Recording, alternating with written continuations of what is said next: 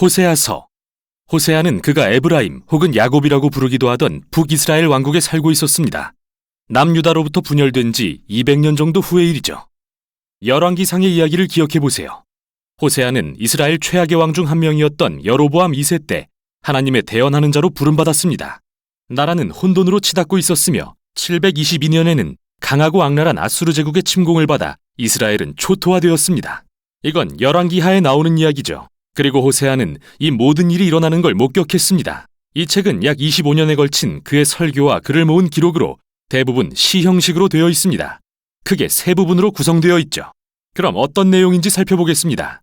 첫 부분은 호세아가 간음을 일삼는 고멜이라는 여성과 겪는 깨어진 결혼에 대한 이야기인데요. 고멜이 결혼 전부터 다른 남자들과 잠자리를 가졌는지 결혼 후에만 그런 건지는 확실하지 않지만 그들에게는 세 자녀가 있었고 결국 가정은 엉망이 되어버렸습니다. 중요한 것은 하나님이 호세아에게 말씀하시길 고멜의 외도에도 불구하고 그녀를 찾아서 내 연남들에게 진 빚을 다 갚아주고 다시 사랑과 신뢰로 그녀를 받아주라고 하십니다. 그리고 나서 하나님은 이 모든 깨어지고 회복된 결혼과 그들의 자녀들은 하나님과 이스라엘의 관계에 대한 예언적 상징임을 알려주십니다. 하나님은 이스라엘에게 신실한 남편과 같으셔서 그들을 노예에서 해방시켜 주시고 시내산으로 데려가 그들과 언약의 관계를 맺으시며 오직 하나님 한 분께만 신실하기를 요구하셨습니다. 그러나 하나님께서 이스라엘을 약속의 땅으로 인도하시자 그들은 하나님께 받은 풍성한 은혜를 가나안 신 바알을 숭배하는 데 바쳐버렸습니다. 그러니 하나님께는 이스라엘과의 언약을 파기하고 이혼할 만한 정당한 이유가 있었고 그럴 생각을 하시기도 합니다. 그러나 그 대신 하나님은 다시 이스라엘을 찾아오셔서 그들과 새로운 언약을 맺으시며 그 이유를 알려주시죠. 그건 바로 하나님의 사랑과 긍휼과 신실하심 때문이라는 것을요. 그리고 호세아는 이 모든 의미를 설명해 줍니다.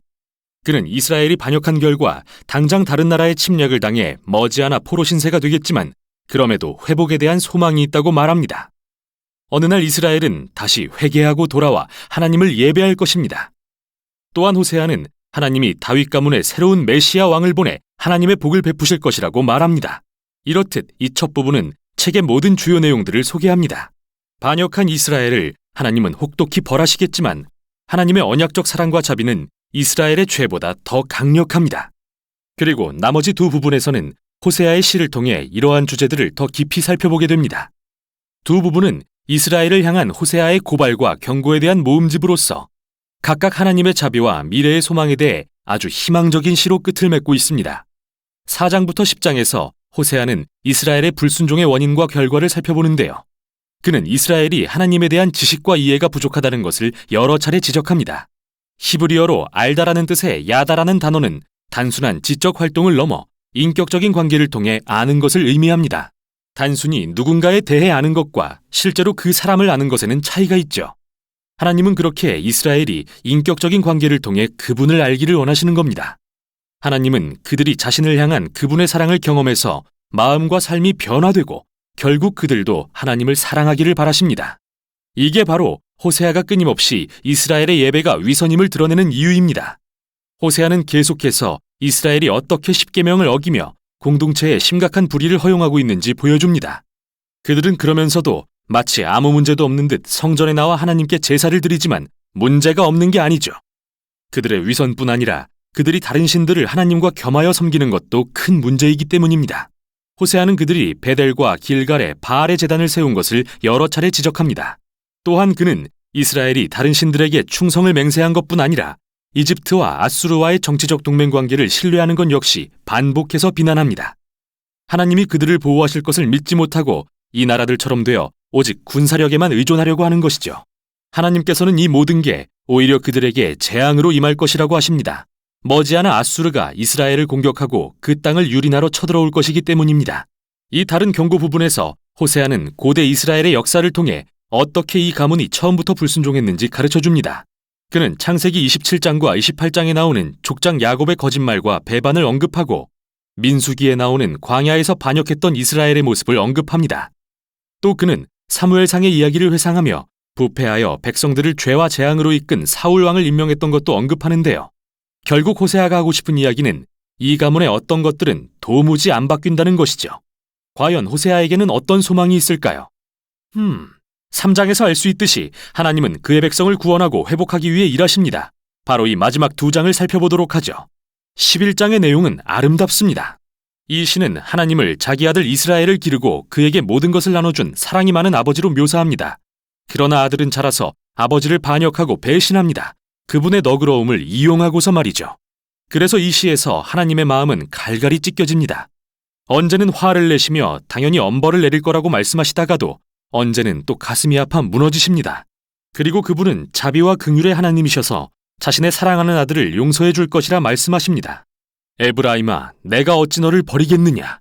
내 마음이 내 속에서 돌이키어 나의 긍휼이 불붙는 듯하구나. 이처럼 하나님이 이스라엘을 그 행위의 결과로서 앗수르에게 정복당하게 하신 건 맞지만 그것이 하나님의 최종 결정은 아닙니다. 희망은 여전히 남아 있습니다. 그게 바로 마지막 장의 내용입니다. 호세아는 이스라엘에게 회개하고 하나님께 돌아오라고 외쳤지만 오래가지 않을 것을 알았습니다. 그런 적이 없었으니까요. 그리고 하나님은 언젠가 그들의 반역을 고치시고 기꺼이 그들을 사랑하실 거라 말씀하시면서 새롭게 치유된 이스라엘을 그분의 사랑에 깊게 뿌리내리고 가지를 뻗어 그늘을 만들며 열방의 열매를 나누는 울창한 나무로 묘사하십니다. 이것은 아브라함과 맺은 하나님의 약속의 모습입니다. 어떻게 이스라엘이 열방 가운데 복이 되는지에 대해서 말이죠. 그리고 하나님은 인간 마음 깊은 곳의 타락과 죄악된 이기심은 하나님의 은혜와 능력으로 치유될 수 있으며 그때 하나님의 백성이 그분의 사랑을 받고 또한 하나님께 사랑을 돌려드릴 수 있다고 말씀하십니다. 이것이 하나님께서 하신 약속입니다. 이제 이 시가 끝나고 이 책의 맨 마지막 부분입니다. 이 부분은 마치 별책부록처럼 호세아의 기록을 모은 저자가 독자인 우리에게 따로 말하고 싶은 내용 같습니다. 그는 누가 지혜와 총명이 있어 이 모든 것을 이해할 수 있을까 묻습니다. 즉, 호세아의 시들 말이죠. 주님의 길은 올바릅니다. 의로운 자는 그 길을 걷지만 죄인은 그 길에 걸려 넘어집니다. 그래서 저자가 하고 싶은 말은 북이스라엘을 향한 호세아의 오래된 시가 과거에 국한된 게 아니라 하나님의 성품과 목적, 그리고 인간의 본성에 대한 깊은 진리를 드러내준다는 것입니다. 그리고 하나님이 인간의 악에 대해 그분의 공의를 나타내실지라도 그분의 궁극적인 목표와 그분의 마음은 그의 백성을 치유하고 구원하는 것입니다. 이게 바로 호세아서의 내용이었습니다.